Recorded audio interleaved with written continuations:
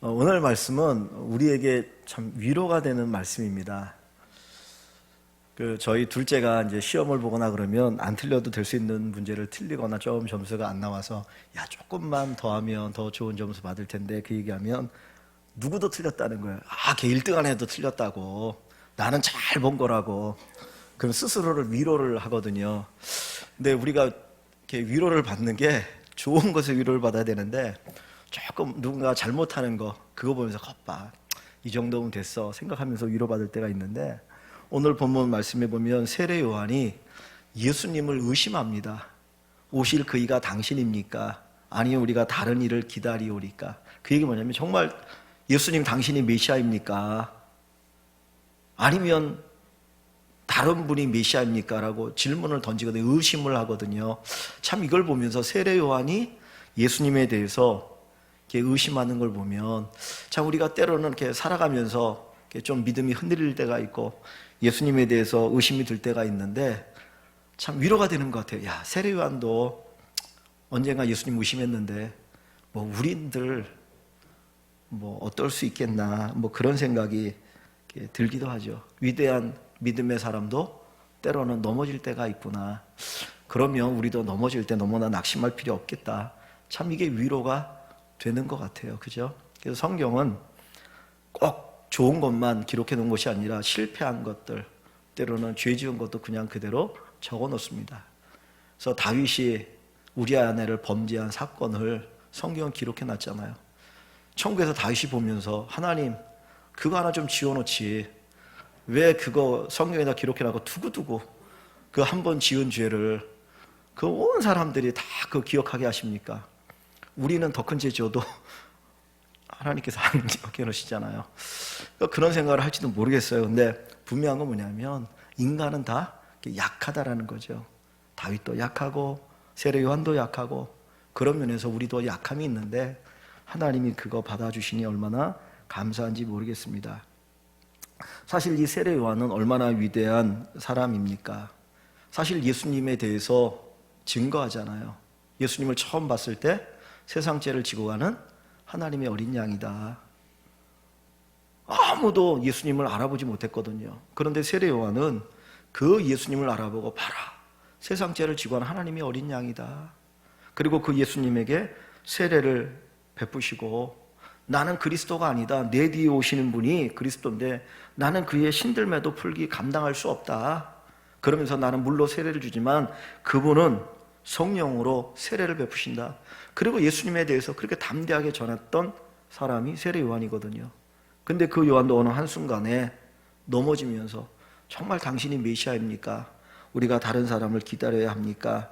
그런 의문을 갖게 되죠. 참 그게 우리에게 또 위로가 되어지는 것 같아요. 그런데 생각할 수 있는 게 뭐냐면 왜 세례 요한이 예수님에 대해서 의문을 가졌을까 하는 겁니다.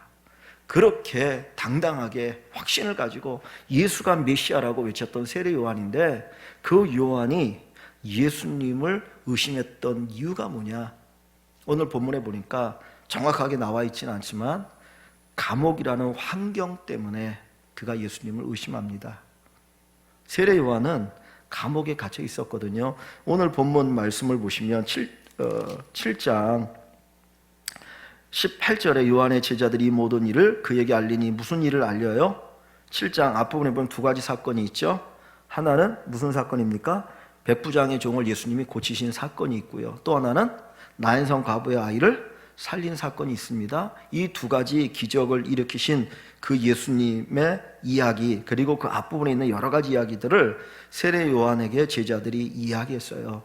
그러니까 19절에 보면 요한이 그 제자 중 둘을 불러 주께 예수님께 보내어 이르되 오실 그이가 당신입니까? 우리가 다른 이를 기다려야 합니까? 라는 질문을 던지거든요. 세례 요한이 예수님에게 직접 가지 않고 제자를 보냈습니다. 그거는 세례 요한이 예수님에게 직접 나갈 수 없기 때문이거든요. 마태복음 14장에 봅니다. 마태복음 14장을 한번 볼까요? 마태복음 14장 1절. 소리를 조금만 줄여주면 좋겠습니다. 여기 위에 14장 1절에 보면 그때 분봉왕 헤롯이 예수의 소문을 듣고 그 신하들에게 이르되 이는 세례 요한이라 죽은 자 가운데서 살아났으니 그러므로 이런 능력이 그 속에 역사하는도다 하더라 한서 나옵니다. 전에 헤롯이 그 동생 빌립의 아내 헤로디아 일로 요한을 잡아 결박하여 옥에 가두었으니 라는 말이 있어요. 이게 뭐냐면 헤롯 대왕, 그러니까 예수님을 죽이려고 했던, 태어난 예수님을 죽이려고 했던 헤롯은 헤롯 대왕입니다. 그리고 그 이후에 나타나는 이제 왕들은 헤롯의 아들들이에요. 근데 그냥 헤롯이라는 이름을 쓰거든요. 근데 헤롯이 부인이 여러 명이에요. 그러니까 하나면 좋은데 부인이 여러 명이니까 거기서 난 자식들이 서로 나름대로 이제 권력 다툼을 하겠죠. 근데 헤롯이 낳은 아들 가운데 헤롯 빌립이라고 하는 아들이 있는데 그 헤롯 빌립의 아내가 헤로디아입니다. 헤로디아. 그래서 이 빌립과 헤로디아가 결혼을 했거든요. 그런데 헤롯 안티바라고 하는 또 다른 이복 형제가 헤로디아를 빼앗은 거예요. 그러니까 빌립이 죽었다면 헤로디아를 자기 아내로 맞이하는 게 죄가 되지 않아요. 근데 빌립이 살아있는데 힘을 가지고 그 아내 헤로디아를 빼앗은 거예요. 그러니까 이 세례 요한이 아주 의로운 선지자잖아요. 그러니까 그것을 보고 책망한 거예요. 이 안티바를 어떻게 그럴 수 있느냐, 어떻게 동생의 아내를 빼앗을 수 있느냐, 그러면서 막 그 죄를 지적하니까 이 안티바가 그게 싫어가지고 헤롯을, 세례 요한을 옥에 가두어 버립니다. 그리고 나중에 이제 마태복음 14장에는 세례 요한이 죽는 사건이 기록되어 있죠. 그래서 세례 요한은 사역을 한 지 얼마 되지 않아서 감옥에 갇혔다가 순교를 하게 되거든요. 지금 세례 요한이 감옥에 갇혀 있는 상태입니다. 그런데 예수님은 이제 돌아다니면서 병든 자를 고치고 죽은 자를 살리고 놀라운 기적을 일으키니까 세례 요한, 감옥에 갇혔던 세례 요한의 마음속에 동요가 생기는 거예요. 환경이, 감옥이라는 환경에 갇혀 있을 때 사람이 약해지잖아요. 그죠? 좋은 환경을 모르는데 내가 생각지 않은 그 환경에 갇혀 있을 때, 하나님의 의를 이야기하다가 고난을 받고 감옥에 갇혀 있을 때 자기도 모르게 주눅이 들면서 신앙에 의심이 생기면서 정말 예수님 메시아인가라고 하는 생각이 들게 되는 거죠. 그런데 예수님께서 정말 자기에게 조금이라도 관심을 가졌으면 좋겠는데 예수님이 하는 행동을 보면 자기에는 전혀 관심이 없어요. 왜냐하면 병든 자를 고치지, 죽은 자를 살리지 뭐 이런 일을 하면서 자기한테 이런 방법도 없으니까, 내가 그렇게 예수님에 대해서 먼저 선포하고 주님의 길을 예비하고 했는데 예수님 도대체 나에 대해서 뭡니까? 어떻게 이렇게 무관심할 수 있습니까? 정말 주님이 나를 기억하신다면 면회라도 한번 와야 되는 거 아닙니까? 그런 나에 대해서 언급해 줘야 되는 거 아닙니까? 그런 마음, 그런 섭섭함이 그 마음속에 들면서 이제 예수님에 대해서 의심이 드는 거예요. 정말 저 예수가 메시아가 맞을까? 아니면 다른 분을 우리가 기다려야 하는가라고 하는 의심을 갖게 됩니다. 우리가 예수 믿으면서 때로 우리의 믿음이 흔들릴 때가 언제입니까? 사실은 환경이 좋지 않을 때죠. 생각지 않는 어려움이 우리에게 다가올 때, 내가 기도했고 내가 뭔가 소망인데 그 일이 이루어지지 않고 좌절되어질 때 우리 안에 의심이 들기 시작합니다. 정말 하나님이 나를 사랑하는가? 정말 예수님이 능력자인가? 내가 그렇게 기도했는데 어떻게 이런 결과가 나에게 있을 수 있나? 그러면서 막 좌절감이 찾아오고 때로는 믿음이 흔들리고 또 교회를 떠나는 사람들이 있기도 합니다. 그러니까 우리 신앙을 흔드는 것이 사실은 환경적인 요소가 많다는 거예요. 그러면서 여러분들이 기도하면 좋겠습니다. 하나님, 환경이 내 믿음을 흔들지 않도록 도와달라고, 환경에 의해서 또는 어떤 여건에 의해서 우리의 신앙이 흔들리지 않도록 하나님이 돌봐달라고 기도하는 저와 여러분들이 되면 좋겠습니다. 환경을 이기고 믿음을 지킨다라고 하는 것 정말 대단한 믿음인 것 같아요. 성경에 보면 그런 믿음을 가진 사람 가운데 하나가 요셉입니다. 요셉은 17살에 억울하게 형들에 의해서 애굽의 종으로 팔려가잖아요. 요셉은 신실하게 하나님 믿었던 사람인데, 정말 좋은 믿음을 가지고 있었던 사람인데, 그 17살 청년이 요즘으로 따지면 고등학교 한 2학년밖에 안 되는데 2, 3학년밖에 안 되는 정말 어린 아이 아닙니까? 근데 그 요셉이 애굽의 종으로 팔려갑니다. 그때 하나님에 대한 섭섭한 마음이 들 수도 있지 않겠습니까? 하나님, 내가 예수님 잘 믿었는데, 하나님 신실하게 그래도 의지하고 살아가는데 왜 나에게 이런 고난이 옵니까? 이건 말도 안 되는 거 아닙니까? 그 애굽에서 어떻게 살라고? 그런 마음이 있을 수 있거든요. 근데 창세기 보면 그 요셉이 보디발의 집에서 노예 종살이를 할 때에 그 주인이 뭔가를 봤어요. 뭘 봤다고 합니까? 하나님이 요셉과 함께 하심을 봤다는 거예요. 하나님이 요셉과 함께 하심을 봤다. 그 이야기는 뭐냐면 요셉에게 있어서 뭔가 믿음, 하나님을 붙드는 믿음이 있었다는 거죠. 믿음이 흔들리지 않았다는 거예요. 믿음을 놓지 않았다는 거예요. 그 믿음을 가지고 그 환경 속에서도 살아갈 수 있었던 것이 요셉입니다. 또 그 가운데 억울하게 누명을 쓰고 또 옥에 갇히잖아요. 그러면 얘기할 수 있고, 하나님, 내가 그래도 노예로 팔려와서 그래도 신실하게 하나님 의지하고 하나님 믿고 살았는데 어떻게 이런 일이 있을 수 있어요? 이건 말도 안 됩니다. 그리고 그냥 나 예수 안 믿어요, 나 하나님 안 믿어요, 그래 내 마음대로 살게, 그럴 수 있는데 그 감옥에서도 요셉이 뭔가를 보여주죠. 그 전옥이 뭐를 봅니까? 하나님이 요셉과 함께 하시는 걸 봤다 그랬어요. 그 이야기는 믿음으로 사는 걸 봤다는 거죠. 환경에 매몰되지 않고 환경을 극복하고 이길 수 있는 믿음을 가졌던 사람이 요셉입니다. 우리가 어떻게 보면 환경 때문에 믿음이 흔들리기도 하지만 그 환경을 이기고 정말 그 어려운 환경 속에서 우리의 믿음을 보여줄 수 있는, 환경을 뛰어넘을 수 있는 그런 믿음이 우리에게 있기를 기도하시길 원합니다. 그래서 여러분들에게 어떤 환경이 다가와도 여러분의 믿음을 결코 흔들 수 없는 정말 담대한 믿음, 환경을 뛰어넘는 그 믿음이 있기를 주님의 이름으로 간절히 축원합니다. 그런데 다시 한번 여기서 생각해 볼 수 있는 것은, 정말 진짜 세례 요한이 그 환경 때문에 감옥에 갇혀 있기 때문에 예수님에 대해서 의심을 했을까 하는 거예요. 분명히 그냥 일반적인 겉으로 본다면 환경, 감옥에 갇혀 있기 때문에 예수님에 대한 의심을 갖고 있죠. 사실 감옥에 안 갇혔으면 예수님에 대해서 이렇게 의심하지 않았을 거거든요. 근데 감옥에 갇혀 있기 때문에 의심을 하지만, 정말 감옥에 갇혀 있기 때문에, 그런 환경 때문에 예수님에 대해서 의심을 하는가 하는 겁니다.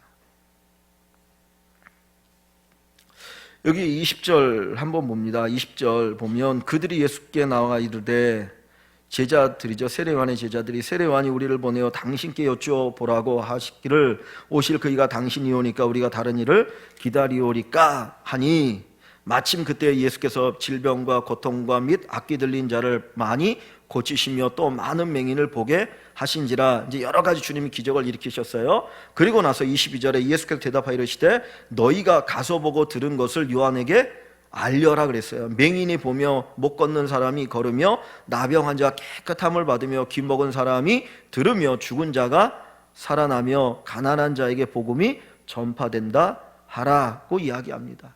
분명히 지금 세례 요한은 뭐를 물어봅니까? 당신이 메시아입니까? 아닙니까? 그건 물어보고 있잖아요. 근데 예수님 뭐라고 대답하셔요? 22절에 내가 지금 이렇게 병 고치는 거, 이렇게 기적을 행하는 것을 가서 이야기하라는 거예요. 그러니까 지금 세례 요한의 질문과 예수님의 답이 동문서답 같아요.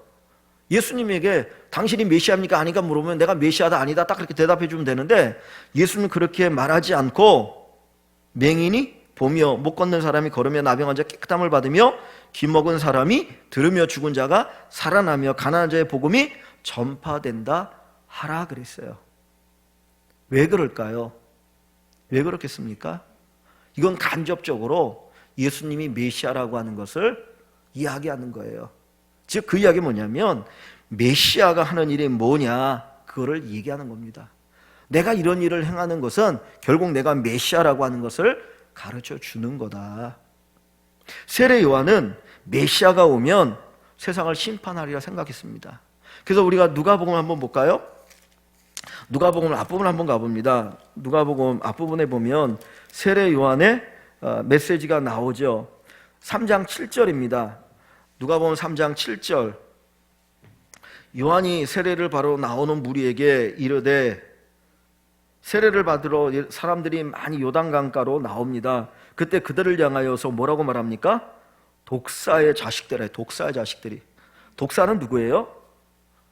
독사는 사단을 가리키거든요. 엄밀한 의미에서. 독사의 자식들 하면서 막 이제 책망을 합니다. 누가 너에게 장차 올 진노를 피하랴.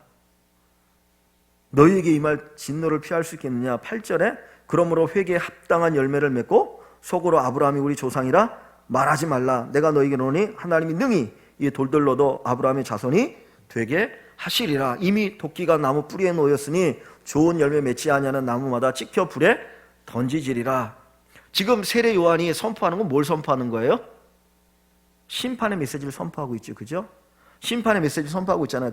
이미 도끼가 나무 뿌리에 놓였다. 좋은 열매 맺지 않으면 나무는 찍어 불에 던질 것이다. 이제 심판이 곧 임할 거라는 거예요. 그럼 누가 심판한다는 겁니까?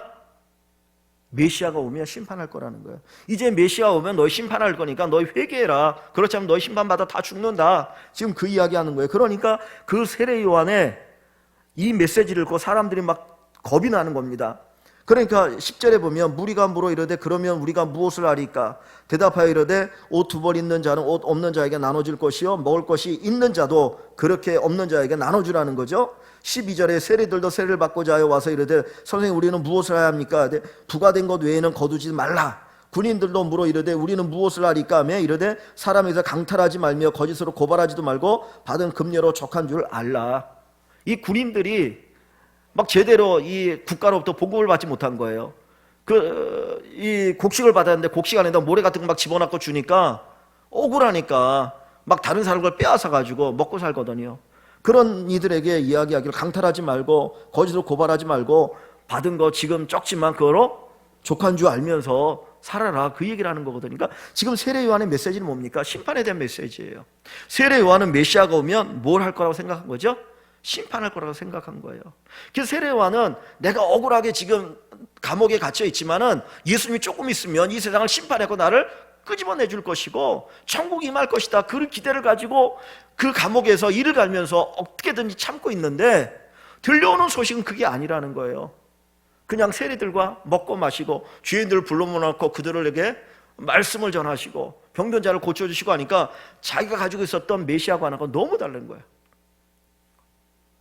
그것이 바로 사실은 세례 요한이 예수님을 의심하게 되어진 직접적인 동기입니다.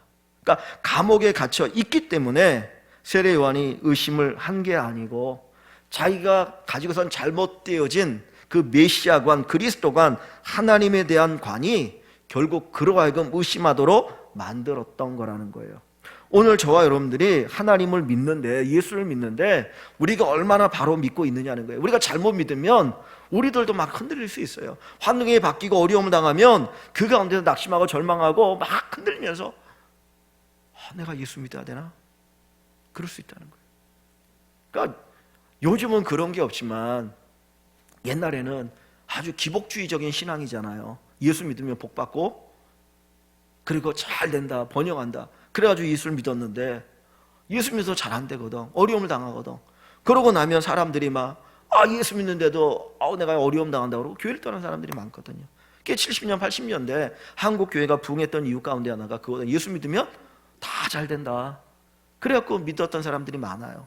그러니까 우리의 신앙이 바로 하나님을 알지 못하면 조금 어려움이 오면 넘어질 수 있다는 거예요. 그러나 우리의 신앙이 하나님을 바로 아는 그 믿음을 갖게 되어지면 고난이 와도 넘어지지 않고 오히려 고난 속에서 열매 맺는 삶을 살게 됩니다. 그래서 시편 119편 71절에 보면 고난당하는 것이 내게 유익이라고 했어요. 고난당하는 것이 내게 유익이라. 어떻게 고난당하는 것이 우리에게 유익이 될 수 있습니까? 그러나 시편 기자는 그 고난 속에서 정말 하나님을 알아가게 되고 경험하게 되고 자기 믿음의 성숙을 경험하기 때문에 그는 고난당한 것이 내게 유익이라고 이야기합니다. 우리가 살아가면서 여러 가지 어려움들을 당할 수 있죠. 그러나 우리가 주님을 바로 알면, 우리의 신앙이 바로 되어 있으면 결코 흔들리지 않습니다. 정말 예수님을 바로 알고 예수님이 누구인지를 우리가 알아갈 수 있는 귀한 은혜가 있기를 원합니다. 그래서 이 7장 이 뒷부분에서 주님이 말씀하고자 하는 그 예수님의 모습은 뭡니까? 치유하시는 하나님, 회복시키시는 하나님이죠. 결국 사랑의 하나님입니다. 분명히 하나님이 심판의 하나님이기도 하지만 그 이전에 하나님은 어떤 하나님이에요? 사랑의 하나님이에요. 주님이 이 땅에 오셨던 목적은 구원을 목적으로 오신 것이지 심판을 목적으로 오신 게 아니라는 거예요. 우리에게 구원을 주려고 하는데 우리가 그 구원을 거절하면 뭡니까? 그것 자체가 심판인 거예요. 그러니까 믿지 않는 자는 이미 심판을 받았느니라. 주님 우리를 멸망시키는 건 목적이 아니에요. 구원을 하기 위해서 오셨는데 내가 구원을 거부하니까 그 나머지는, 그 다음은 심판일 뿐이라는 겁니다. 그래서 예수님께서 이런 놀라운 기적을 행하시고 사람을 치유하시고 회복시키는 사랑의 모습을 보여주시죠. 그리고 나서 제자들이, 그 세례 요한의 제자들이 간 이후에 24절 이하에 보면 주님 뭐라고 말씀합니까? 24절 이하에 봅니다. 요한이 보낸 자가 떠난 후에 제자 둘이 이제 돌아갔어요. 그 메시지를 가지고 돌아갔죠. 그때 예수께서 무리에게 요한에 대하여 말씀합니다. 뭐라고 말하나요? 너희가 무엇을 보려고 광야에 나갔더냐? 세례 요한이 어디에 사역했었나요? 광야에서 사역했어요.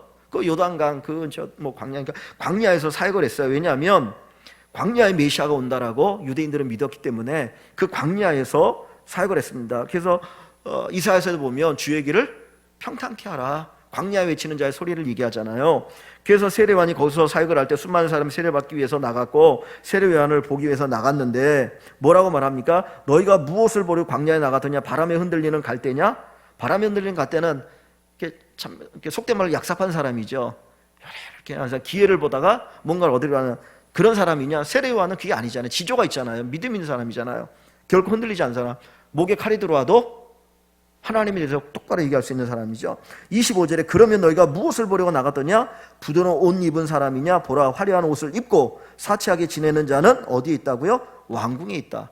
예, 헤롯을 얘기하죠. 헤롯을 얘기합니다. 그러니까 너희가 헤롯 보러 나갔느냐? 그거 아니지 않느냐는 거죠. 26절에 그러면 너희가 무엇을 보려고 나갔느냐? 선지자냐? 옳다. 내가 너희에게 이르노니 선지자보다도 훌륭한 자니라. 세례 요한은 이제까지 있었던 선지자보다 더 훌륭한 선지자라고 주님께서 그를 인정하셔요.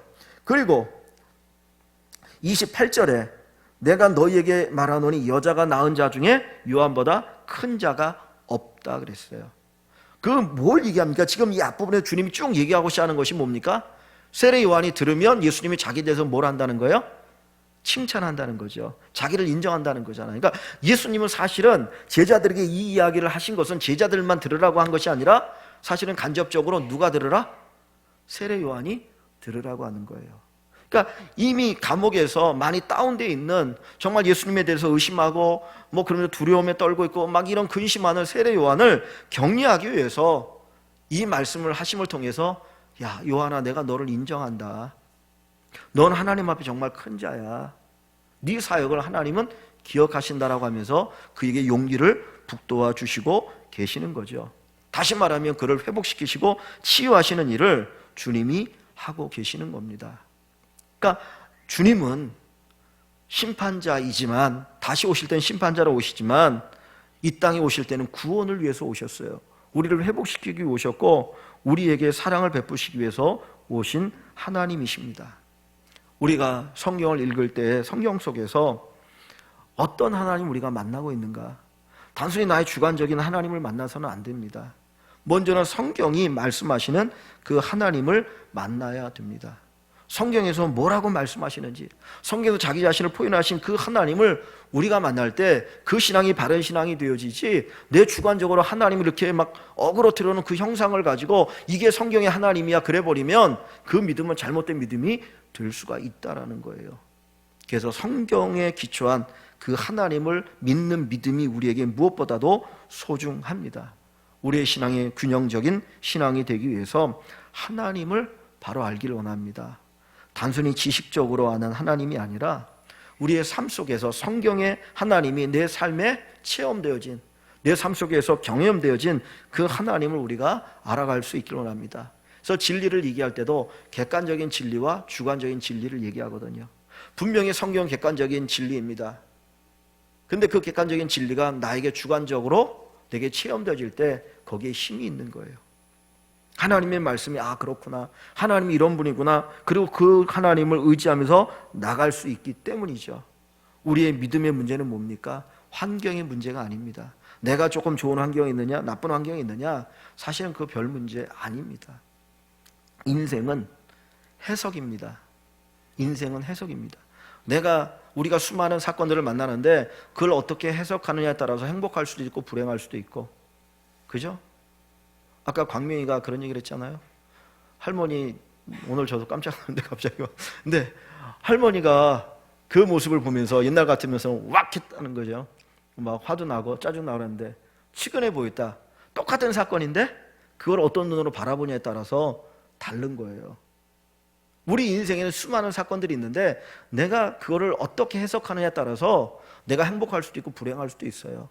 그러니까 다시 말하면 어떤 안경을 쓰냐는 거죠. 근데 그 안경을 무슨 안경을 써야 됩니까? 믿음의 안경을 써야 되는 거예요. 믿음의 안경. 그래서 어떻게 보면 우리의 믿음 생활이라고 하는 좋은 믿음의 안경을 쓰는 그 과정이에요. 안경을 좋은 거, 믿음의 좋은 안경을 계속 갈아 끼는 그 과정이 우리의 신앙입니다. 그래서 정말 좋은 믿음의 안경을 쓰면 모든 것 속에서 하나님의 행하심을 볼 수 있어요. 아, 이것도 하나님의 이게 축복이구나. 이것도 하나님의 은혜구나. 그래서 고난당한 것이 내게 유익이라고 얘기할 수 있어요. 그런데 믿음의 안경이 아니면 모든 것에 불평하는 거죠. 아, 왜 이래? 왜 나는 이래? 왜 나는 이래? 좋은 거 누리면서도 거기에 감사도 없고 불평이 있고 그냥 짜증나고 내가 제일 불행한 것 같고. 그러니까 우리가 하나님과의 관계의 문제입니다. 환경이 아니라 내가 하나님과 어떤 관계 속에 있느냐, 어떤 관계 속에 있느냐. 세례요한은 감옥에 갇히면서 하나님과 관계가 점점점 사실은 깨어진 거죠. 그러다 보니까 의심이 든 거예요. 그러니까 주님과 나와의 관계를 점검해 보는 것이 필요합니다. 정말 내가 제대로 된 관계 속에 있느냐, 내가 붙들게 있는 게 동아줄인지 썩은 줄인지 그거를 다시 한번 확인하는 그런 은혜와 또 사랑이 우리에게 있길 원합니다. 하나님을 알면 어떤 환경 속에서도 우리는 담대할 수 있고요, 인내할 수 있고요, 기뻐할 수 있습니다. 그래서 로마서 5장 3절 4절 보면 환난 중에도 즐거워하나니 그랬어요. 구원받은 자는 환난 중에도 즐거워하나니 이는 환난은 인내를, 인내는 연단은 소망을 이루는 줄 알미라. 우리가 구원받은 건 단순히 하나님의 영광만 보고 즐거워하는 게 아니고 환난 중에도 즐거워할 수 있어요. 왜? 그 환난이 어떤 의미를 우리에게 가져다 주는지를 믿음의 눈으로 우리가 보기 때문입니다. 신앙의 문제는 환경의 문제가 아니다. 하나님과 나와의 관계가 어떻게 되어 있는가, 내가 하나님을 바로 알고 있는가, 그 부분을 확인할 수 있길 원합니다. 그래서 우리 성도님들 또 저와 우리 모두가 어떤 환경 속에서도 하나님에 대한 굳건한 믿음, 확신을 가지고 정말 환경을 이겨나가고 오히려 그 환경 속에 주시는 하나님의 큰 축복을 새롭게 경험할 수 있기를 주님의 이름으로 간절히 축원합니다.